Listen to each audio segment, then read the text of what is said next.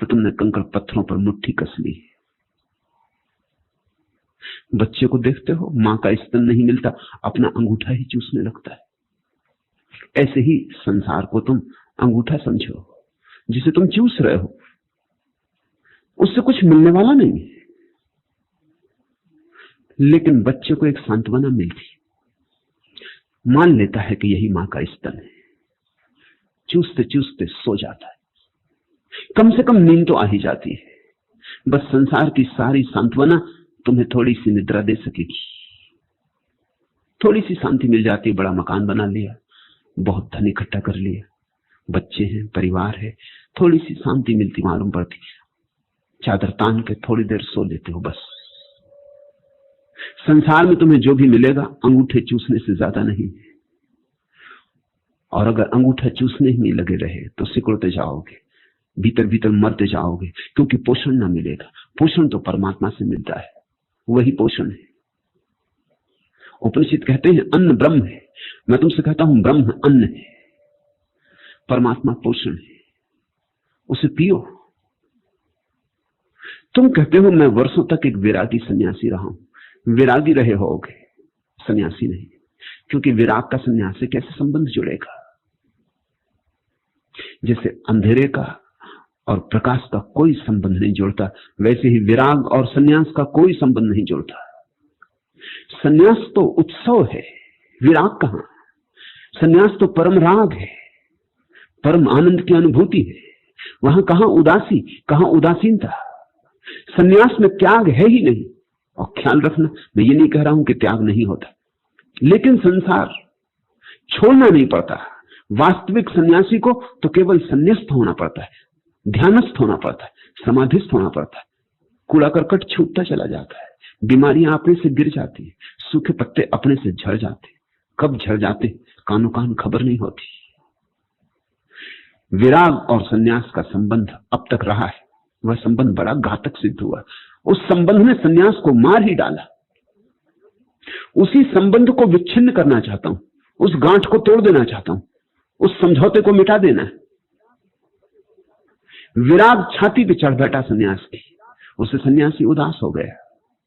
इसलिए तुम्हें संसारी तो कभी हंसता मिल जाए, सन्यासी हंसता नहीं मिलता।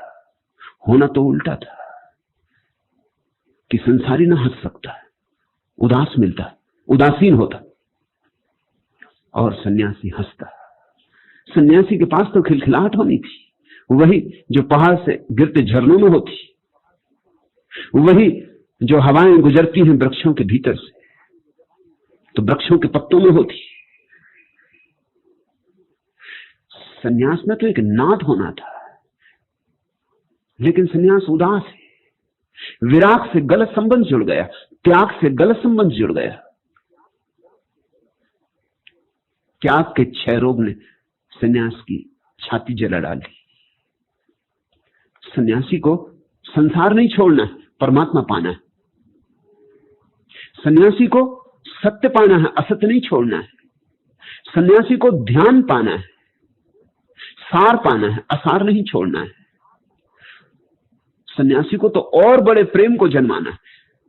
संसारी और सन्यासी में यही फर्क है, सन्यासी का प्रेम छोटा है, क्षुद्र है, और छोटा प्रेम, क्षुद्र प्रेम तुम्हें क्षुद्र कर देता है। तुम्हारा प्रेम ही तो तुम्हें निर्मित करता है। प्रेम सृजनात्मक है, क्षुद्र से प्रेम करोगे क्षुद्र हो जाओगे। जो रुपए पैसे से प्रेम करता है उसकी शक्ल पे तुम देखना, वही घिसे पिसे रुपए जैसी छाया दिखाई पड़ने लगती। वही जैसा नोट कई हाथों से गुजर के गंदा होता जाता है, वैसे ही कृपण की आंखों में गंदगी हो जाती है। स्वाभाविक है, जिससे प्रेम करोगे वैसे ही हो जाओगे। जो वस्तुओं को प्रेम करता है वो आत्मवान नहीं रह जाता, वो धीरे धीरे वस्तुओं जैसा ही हो जाता है। जितना बड़ा प्रेम उतने बड़े तुम। आंखें उठाओ, आकाश से प्रेम करो, आकाश तुम्हारे भीतर उतर आएगा। विराट को तलाशो। लेकिन दो ही तरह के लोग हैं इस दुनिया में, कुछ हैं जो क्षुद्र को पकड़े हुए और कुछ हैं जो क्षुद्र को छोड़ने में लगे हुए, मगर दोनों की आंखें क्षुद्र पर अटकी, दोनों क्षुद्र हो गए। तुम्हारा संसारी क्षुद्र है, तुम्हारे तथाकथित सन्यासी क्षुद्र है। और संसारी को तो माफ किया जा सकता है, सन्यासी को माफ नहीं किया जा सकता। लेकिन कैसे ये दुर्घटना घटी? सन्यास का विराग से संबंध कैसे हो गया?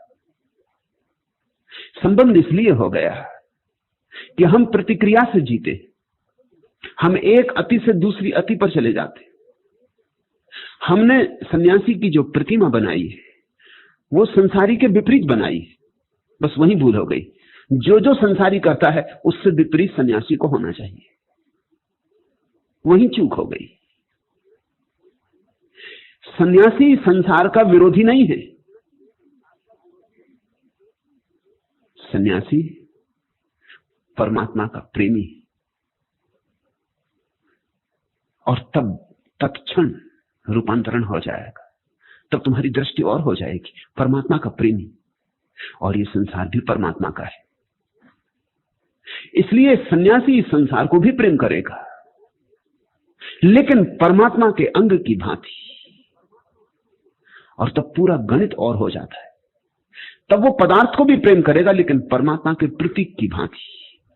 वो अपनी पत्नी को भी प्रेम करेगा, लेकिन उसके भीतर परमात्मा की उपस्थिति अनुभव करेगा। अपने बेटे को भी प्रेम करेगा, लेकिन बेटे में भी आया तो वही है। अब उसके सारे प्रेम में परमात्मा की ही झलक फैलने लगेगी। अब अगर संगीत सुनेगा तो उसे उसी का अनाहत नाच सुनाई देगा। अगर सूरज को उगते देखेगा तो उसे परमात्मा का ही आविर्भाव दिखाई पड़ेगा। रात आकाश तारों से भर जाएगा तो वो परमात्मा की महिमा का गुणगान करेगा। वृक्षों पर फूल खिलेंगे तो वो चमत्कृत होगा। मिट्टी से ऐसे फूल निकल आते हैं, परमात्मा के हाथों के सिवाय ये कला किसी और की नहीं। उसे हर जगह परमात्मा के हस्ताक्षर दिखाई पड़ेंगे। पश्चिम के एक बहुत बड़े संत जैकब बोहमे ने कहा है कि जिस दिन मैंने जाना उस दिन मैंने उसके हस्ताक्षर पत्ते पत्ते पर पाए, कण कण पर पाए। ये सारा जगत उसकी ही लिखी हुई पातियां हैं तुम्हारे लिए। उसी का संदेश आता हवाओं में, उसी का संदेश आता बादलों की गर्जनों में, उसी का संदेश आता बिजलियों की तड़फन में, उसी का संदेश आता फूलों में, उसी का संदेश आता मोर के नृत्य में, और उसी का संदेश आता कोयल की कुहू कुहू में। जो परमात्मा को प्रेम करेगा उस विराट प्रेम में संसार का प्रेम अपने आप सम्मिलित हो जाता है, मगर गुणात्मक भेद हो जाता है। संसार से प्रेम नहीं होता, अब तो परमात्मा से ही प्रेम होता है। सृष्टि से प्रेम नहीं होता, अब तो सृष्टा से ही प्रेम होता है। और तब जो जो व्यर्थ है, जो जो असार है, वह अपने आप गिरता जाता है। जैसे तुम रोज अपने घर से कूड़ा करकट निकाल के बाहर फेंक देते हो, चिल्लाते थोड़ी पड़ते हो कि आज मैंने फिर सारे कूड़ा करकट का त्याग कर दिया। कि देखो, छाती थोड़ी पीट के फिरते हो कि मेरा शोभा यात्रा निकालो कि मैंने कूड़ा करकट त्याग कर दिया है। लोग तुम्हें पागल समझेंगे ऐसा तुम करोगे तो। कूड़ा करकट फेंकने के लिए ही है, इसमें त्याग कहां है? सच्चा सन्यासी कुछ छोड़ता नहीं, यद्यपि बहुत कुछ उससे छूट जाता है। और सच्चा सन्यास संसार विरोधी नहीं होता, परमात्मा के स्वीकार से जन्मता है। तुम कहते मैं वर्षों तक एक विरागी सन्यासी रहा हूं। विरागी रहे, सन्यासी नहीं। विराग और सन्यास का मेल नहीं बैठता।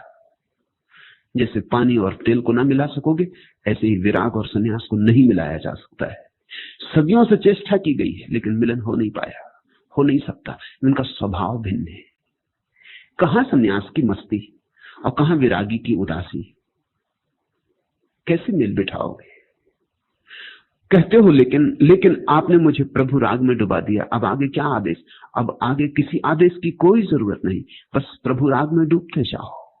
नाव में बैठ गए हो, अब पतवार भी चलाने की जरूरत नहीं है, पाल खोल दो, उसकी हवाएं तुम्हें ले चलेंगी। रामकृष्ण ने यही कहा है कि या तो पतवार चलाओ या पाल खोल दो। रामकृष्ण ने कहा अगर मुझसे पूछते हो तो मैं कहता हूं पतवार चलाने की झंझट में क्यों पड़ते हो, पाल ही खोल दो। तुम मगन होकर बैठो, उसकी हवाएं तुम्हें ले चलेंगी। योगी पतवार चलाता है, भक्त पाल खोलता है। योगी श्रम करता है, सहज योगी विश्राम में नदी के साथ अपने को छोड़ देता है।